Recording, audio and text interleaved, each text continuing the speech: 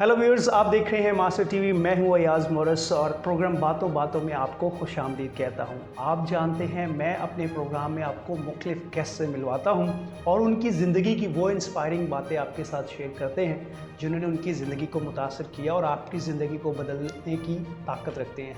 आज मेरे साथ बहुत ही अहम और मेरी ज़िंदगी के लिए और पाकिस्तानी मसीहों के एक बहुत अहम शख्सियत मौजूद हैं जिन्होंने अपनी ज़िंदगी को बहुत हद तक पाकिस्तानी मसीहों की खिदमत के लिए गुजारा है और पाकिस्तान का एक लिविंग असासा है, जिनके पास तारीख़ के ऐसे शवाहिद और ऐसे वो वाक़यात के चश्मदीद गवाह रहे हैं, एक तारीख़ और एक खिदमत का वसी तजर्बा रखते हैं। जी हाँ, पाकिस्तान की जानिब से उन्हें दूसरे कार्डिनल होने का ये एजाज़ हासिल है और एक लंबे अरसे तक वो पाकिस्तान की मुख्तलिफ डायसिस में बिशप के तौर पर अपनी खिदमत सर अंजाम देते रहे, फिर आर्च बिशप बने और इस वक्त वो कार्डिनल के इस आला मर्तबे पर फाइज हैं। और आज हमने वक्त निकाला और उनकी मसरूफियात में से आज उन्होंने वक्त दिया और हम उनसे गुफ्तगू करेंगे, उनकी ज़िंदगी की बातें, कुछ तजर्बात और बहुत सारी ऐसी बातें जिनकी उन्होंने देखा और उसको अपने लोगों की खिदमत की और लोगों की ज़िंदगियों को बेहतर बनाया। ये बड़ा तवील सिलसिला है, इसलिए हम इसको मुख्तलिफ एपिसोड और मुख्तलिफ हिस्सों में करेंगे। तो आज ये इस सिलसिले का पहला हिस्सा है। So your eminence, thank you so much for your time. और आज हमसे जो है वो गुफ्तगू करने के लिए thank you so much once again. Thank you. I just wanted to know that आपकी जर्नी, पहले आपकी इब्तदाई तालीम कहाँ से हुई और फिर कहानत की तरफ आप कैसे? पैदाइश से शुरू करना चाहूँ। यस, मैं तो पाकिस्तान बनने से पहले पहले का सही अमृतसर में पैदा हुआ, सही 1945 में, पार्टीशन से थोड़े पहले।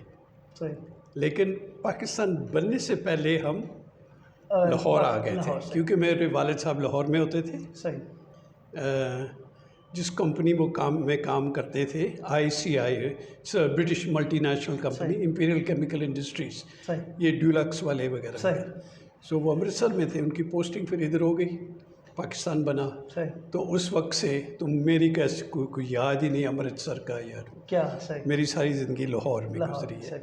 सो लाहौर में सेंट एंथनी स्कूल में पढ़ा, फिर बाद में सेंट मेरी सेमिनरी में जब मैंने फ़ैसला किया कि चलो मैं फ़ादर बनूं, तो फिर उसके बाद कराची क्राइस्ट किंग सेमिनरी भी, जहाँ सब फादर आते हैं तरबियत के लिए, ट्रेनिंग के लिए।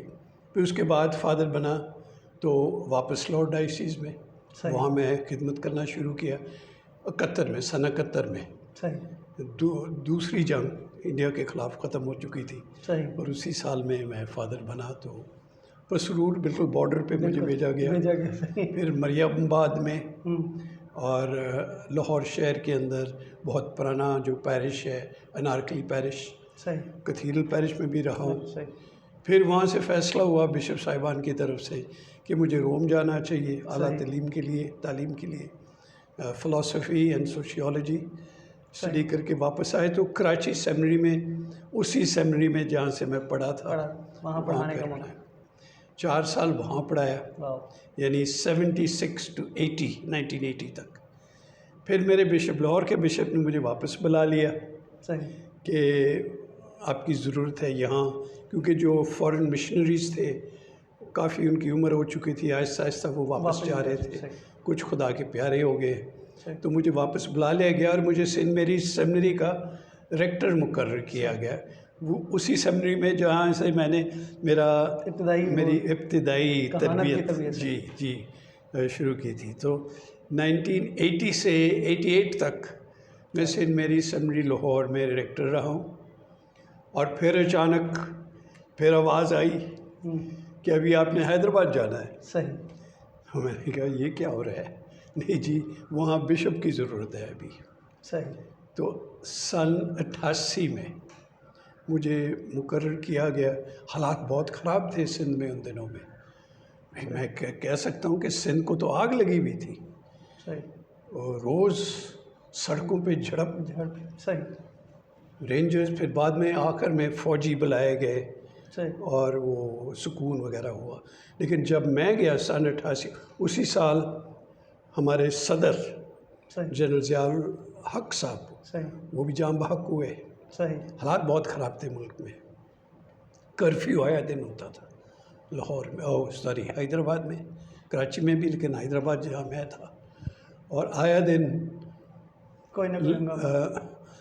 बंद बोरियों में लाशें मिलती थी, और जी वो बहुत मुश्किल दौर था। और सारे कह रहे थे जी आपको ये क्या सज़ा दी जा रही है कि आपको हैदराबाद भेजा जा रहा है। बहरहाल खुदा का शुक्र है कि मुझे को तो कुछ नहीं हुआ। हैदराबाद में पूरे 10 साल रहा। मतलब हैदराबाद और कोयटा ये सारा एक ही डायसिस थी। हैदराबाद डायसिस कहलाता था, लेकिन कोयटा भी इस बलूचिस्तान का अच्छा हिस्सा और सिंध का भी अच्छा खासा हिस्सा। रकबे के लिहाज से पाकिस्तान का सबसे बड़ा डायसिस, बड़ी डायसिस यही थी। फिर पूरे 8 साल के बाद 98 में बिशप जॉन जोसेफ साहब जो थे, उन्होंने जब वहाँ फैसलाबाद में जान की कुर्बानी दी, तो मुझे ट्रांसफ़र किया गया कि हैदराबाद से आप फैसलाबाद जाएं और उधर हालात संभालें। तो फिर मुझे फैसलाबाद जाना पड़ा। उधर और किस्म के मसाइल थे, चैलेंजेस थे। 2012 तक, 2012 मार्च में फिर मुझे कराची जी कॉल आया कि आपने अभी कराची जाना है, क्योंकि बिशप एवरेस्ट पिंटो साहब जो थे वो तो रिटायर हो चुके थे, बल्कि 77 तो 77 साल उनकी उम्र हो चुकी थी। 2 साल ज़्यादा एक्सटेंशन हो गई। तो फिर मैं कराची पहुंचा। कराची में एक और बिल्कुल नई सिचुएशन बहुत फ़र्क था। बहरहाल उधर एडजस्ट होने की कोशिश। कराची में मैंने सेहत की वजह से काफ़ी मार खाया पहले साल, क्योंकि कराची का आबो हवा बहुत फ़र्क, कुछ फ़र्क है, काफ़ी फ़र्क है बल्कि पंजाब से। तो इधर नमी ज़्यादा होती है, हवा में आलूदगी बहुत है शहर के अंदर। और पिछले 10-12 साल से तो बहुत वेदर चेंज हुआ।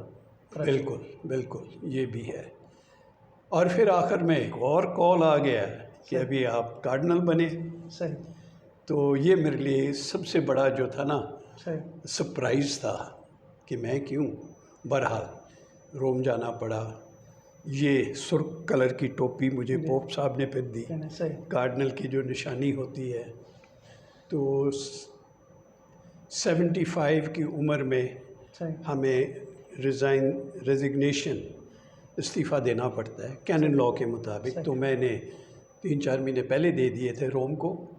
फिर आखिरकार मंजूरी का ऑर्डर में 2021 में तो पिछले साल तकरीबन मई के महीने में, अभी तकरीबन साल हो गया मुझे कि मैं रिटायर हो। ये 22 है, 21 में ऑर्डर आ गया। तो मैं as archbishop of Karachi retire हो चुका हूँ। लेकिन मेरे और भी कुछ मसरूफियात हैं जो मुझे बिज़ी रखते हैं। बिल्कुल सही। और बड़ा आपका तवील सफ़र है और बड़ा ही डायनामिक है, बड़ा डिफरेंट है, बड़े बड़े डिफरेंट इलाकों में रहा। उसके बाद जब आपने को एक बड़ा मुल्फद एजाज़ मिला कार्डिनल का, जो कि पाकिस्तान के लिए और पाकिस्तान जैसे मुल्क के लिए, अगर हम कहें हमारे चर्च के लिए एक ऑनर था, क्योंकि कार्डिनल जोसेफ कडेरो के बाद आप वो दूसरे कार्डिनल थे। अच्छा, मुझे ये बताइए कि ये जब वेटिकन कार्डिनल मुंतखब करती है किसी आर्च बिशप को, तो क्या इसका क्राइटेरिया क्या होता है या क्या चीज़ें देखी जाती हैं, किस शोबे में काम देखा जाता है और इसका मकसद क्या होता है? अभी जो मैं कहने लगा हूँ ये मैं मतलब it's is not an authoritative statement, मैं इसमें एक्सपर्ट पे नहीं हूँ। लेकिन जहाँ तक मुझे मालूम है कि कार्डिनल जब पोप साहब चुनते हैं, सो इट इज़ नॉट सिर्फ काबिलियत की बात नहीं है कि पूरे पाकिस्तान के जितने भी फादर और बिशप है ये सबसे काबिल है, लिहाजा इसको कार्डिनल बना दिया जाए। जब मैं देखता हूँ 2018 में जब मैं चुना गया, तो उस वक्त बिशप विक्टर साहब भी ज़िंदा थे जो कोयटा में बिशप थे। बिशप मैक्स रिटायर हो चुके थे, बिशप एवरेस्ट भी रिटायर हो चुके थे, उनकी उम्र मुझसे ज़्यादा। तो तमाम बिशप्स में से बाकी बिशप मैं सबसे सीनियर था। शायद ये एक पॉइंट है। लेकिन उसके अलावा पोप साहब भी यही देखते हैं कि इस मौजूदा पोप फ्रांसिस का सोच जो है ना, बहुत फ़र्क है। क्योंकि कैथलिक का लफ्ज़ जो है, कैथलिक चर्च, कैथलिक का मतलब है आलमगीर से आलमगीर कलीसिया, यू नो। तो जो कार्डिनल कई सदियों से ये कलोनियलिज्म का भी असर था। जो ताकतवर मुल्कें थे, कलोनियल पावर्स जिसे हम कहते हैं, उनके नाम ज़्यादा माने, उनके मतलब कहना भी ज़्यादा माना जाता था। सही। उनका जो गिरफ्त जो था पूरी दुनिया पे, क्योंकि उनके नुमाइंदे वहाँ ज़्यादा थे शायद। नुमाइंदा वो ज़्यादा अमीर थे, उन्हें जो लैंड ग्रैबिंग कर रहे थे सारी दुनिया को, ब्रिटानिया ने, वो जिस एक ज़माने में कहते थे the sun does not set on the British empire, आधी से ज़्यादा दुनिया एक ही छोटे से मुल्क ब्रिटानिया ने कब्ज़ा किया हुआ था। कब्ज़ा में लफ्ज़ इस्तेमाल करूँगा, कलोनियलिज्म यही था। बिल्कुल सही।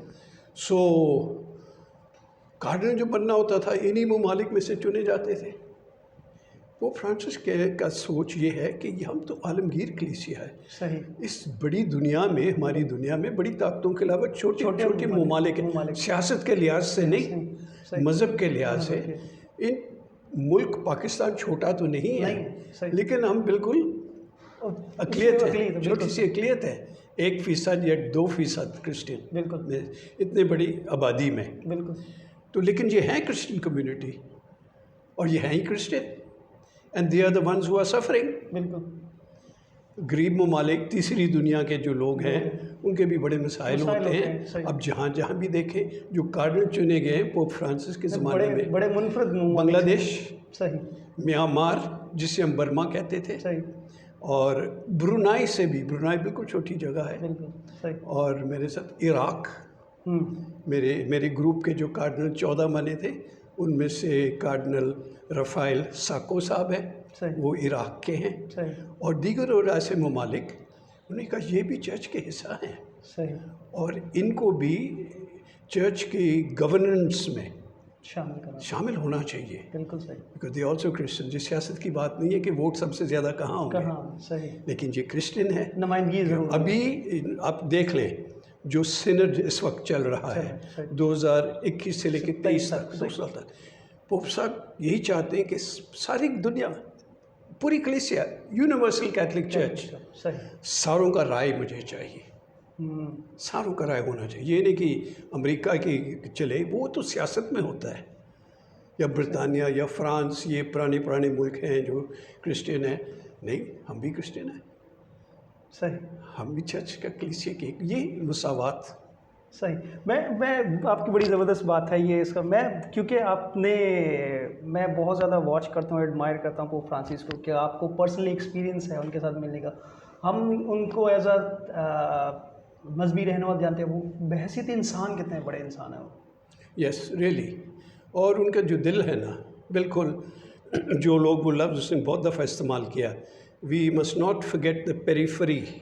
पेरिफेरी मीन्स वो जो सोसाइटी के एजेस पे, ये नहीं कि जो सोसाइटी को कंट्रोल कर रहे हैं, जिसके पास माल और दौलत है, पावर है, सियासी ताकत है, सिर्फ उन पर नहीं, मेजॉरिटी लोग जो हैं, ख़ासकर हमारी तीसरी दुनिया में, वो गरीब लोग हैं, वो भी खुदा के लोग हैं, और शायद उनका ईमान हमसे भी ज़्यादा हो, उनको ज़्यादा तकलीफ़ उठाना पड़ता है, एक गुर्बत की वजह से या नफ़रत की वजह से या तासुब की वजह से, लेकिन खुदा पर इनका ईमान मजबूत है, तो उनको हम रद्द नहीं कर सकते। ये पोप फ्रांसिस, क्योंकि वो खुद साउथ अमेरिका के हैं, और उन्होंने भी देखा साउथ अमेरिका में भी बहुत सारे ऐसे ममालिक हैं, बिल्कुल चंद लोगों के पास दौलत है, मेजॉरिटी के पास गरीब, हाँ, गरीब हैं, तो उन्होंने ये देखा है, उस बैकग्राउंड के हैं। सर, इंटरफेथ डायलॉग के हवाले से आपने काम भी किया, और मुझे याद है मैंने एक आपके बयान की स्टेटमेंट लगाई थी कि मैं हर सतह पर, हर लिहाज से हम आंगी चाहता हूँ। तो इंटरफेथ डायलॉग है क्या? क्योंकि बहुत सारे लोग आजकल इसको सही तरीके से समझ नहीं पाए, और दूसरा किस तरह ज़रूरत है इस माशरे को, पाकिस्तानी माशरे को, जहाँ मुख्तलिफ मज़ाहिब हैं, मुख्तलिफ ज़ुबानें हैं, कल्चर हैं, तो इंटरफेथ डायलॉग की तो अहमियत यहाँ बहुत बढ़ जाती है।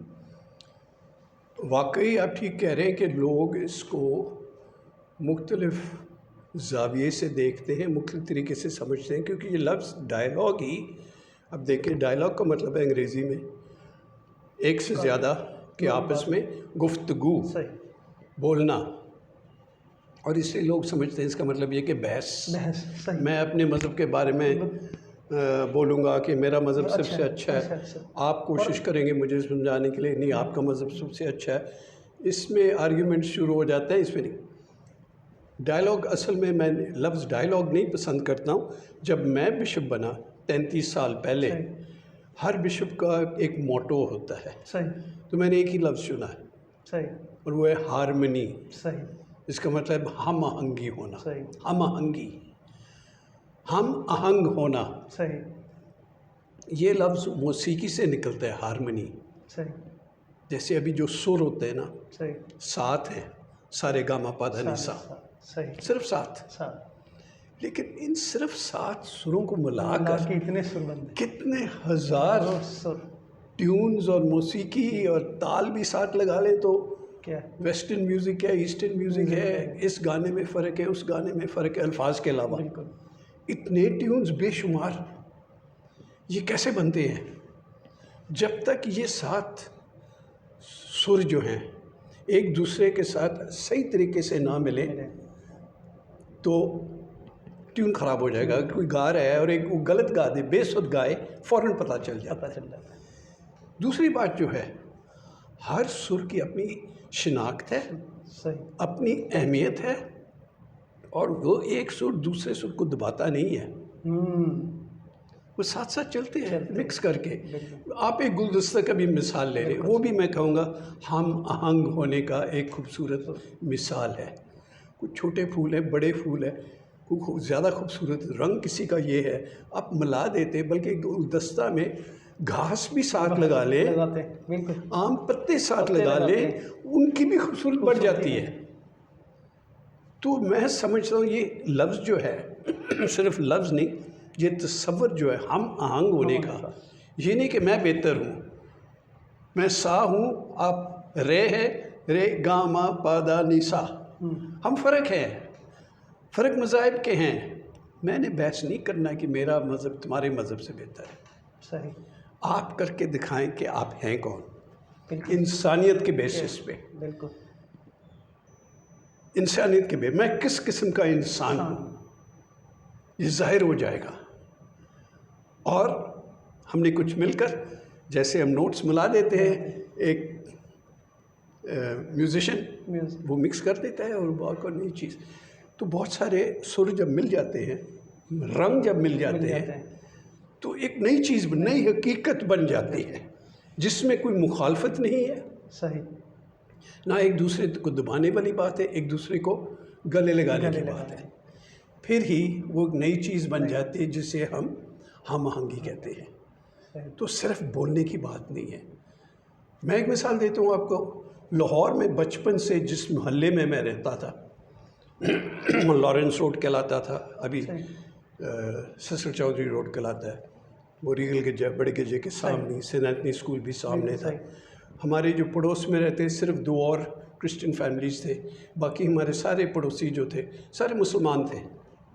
सही हमने कभी सोचा नहीं, जब हम खेलते थे, एक दूसरे के घर जाते थे, बच्चे थे, उनके वालिदैन को हम आंटी अंकल कहते थे, पड़ोस के बच्चे हमारे घर आते थे, हमारे वालिदैन को आंटी अंकल कहना।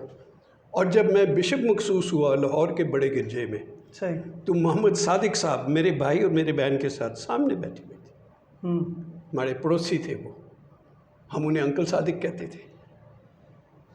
और जब मुझ पे हाथ रखे गए और गीत गाया गया रूह कुदस का, ए रूह कुदस उतरा, सही तो मेरे भाई ने मुझे बताया कि अंकल सादिक की आंखों में आंसू थे और उन्हें ऐसे हाथ उठा दिए, सही मतलब वो भी दुआ कर रहे थे। और हमने कभी सोचा नहीं कि हम मज़हब को डिस्कस करें, ये वो। ईद का दिन आया, उन्हें हमें मिठाई भेजा, क्रिसमस आया, हमने उनको मिठाई भेजी। तो उस माहौल में, क्योंकि मैंने शुरू इब्तदाई ज़िंदगी मेरी ये थी, देखी आपने एक्सपीरियंस किया, एक ही स्कूल में उस ज़माने में जब मैं छोटा था, शबीर शरीफ, निशान हैदर सही मुझसे 2 क्लास आगे थे सही स्कूल में, ससर चौधरी सही डबल सितारे जुर्रत, सही वो भी मेरे बड़े भाई के क्लास में थे सही मेरे साथ में। जनरल जूलियन पीटर सही जो कि जंगी कैदी भी बने मशरक़ी पाकिस्तान में, सही वो बेचारे अभी काफ़ी बुज़ुर्ग हैं, मेरी उम्र के हैं, लेकिन वो कुछ बीमार है अभी, वो रिटायर मेजर जनरल बन के रिटायर। हम क्लास फेलो थे, दीगर और ऐसे लोग। सही। हमने कभी महसूस नहीं किया कि ये मुसलमान है, ये क्रिश्चियन है, ये कौन है, वो क्लास फेलो हैं, हम एक मोहल्ले के रहने वाले हैं। तो मेरे दिल में यही था कि काश हम ऐसे ज़िंदगी, क्या हो गया हमें, और सिर्फ हमें नहीं, दुनिया में देखो क्या हो रहा है। बिल्कुल। ये कबूलियत जो है कि कैसे हम मिलकर काम करें, ये पता नहीं हमें क्या हो गया, कौन सी बीमारी लगी है, इसके लिए दवा क्या है, इलाज क्या है, ये बार बार मैं सोचता हूँ। सही। क्या ये ज़माना ख़राब है, वो ज़माना अच्छा था, या मैं ज़्यादा खुशकिस्मत था कि वो आपको एक्सपीरियंस करना। नहीं, मेरे ख्याल में ये भी सही कहना नहीं है। हमें कैसे अपना सोच बदलना है, ये बार बार इस पर मैं गौर करता हूँ, और जब भी मौका मिलता है तो मैं आगे बढ़ता हूँ, कहता है और ये मिलकर कुछ करें। सही। सही bishop ji, thank you so much for your time and so what was wonderful कि वक्त का पता ही नहीं चला, एहसास नहीं हुआ। और मैंने जैसे अपने व्यूअर से ये वादा किया है कि ये एपिसोड जो है वो इसका एक हिस्सा है। इस सीरीज़ को हम कार्डिनल साहब के साथ इसको सिलसिला जारी रखेंगे, और मुख्तलिफ मौज़ूआत पे जो उनके एक्सपीरियंस है, उनका तजुर्बा है, और सबसे बढ़कर जो ज़िंदगी को उन्होंने जिस अंदाज से देखा है, उस नज़र को आपको भी उस अंदाज से ज़िंदगी को देखना सिखाएंगे और शेयर करेंगे आपके साथ। अपना बहुत सारा ख्याल रखिएगा। Thank you so much.